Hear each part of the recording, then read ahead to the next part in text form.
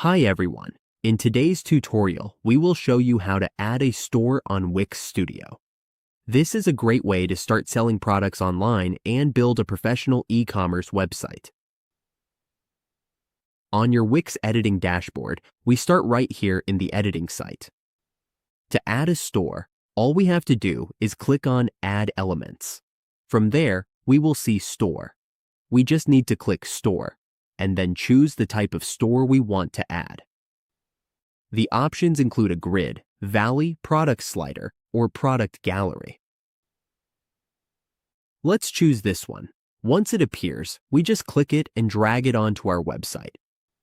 And there we go. Our store is now on the page. From here, we can start adding our products. We can customize everything right here.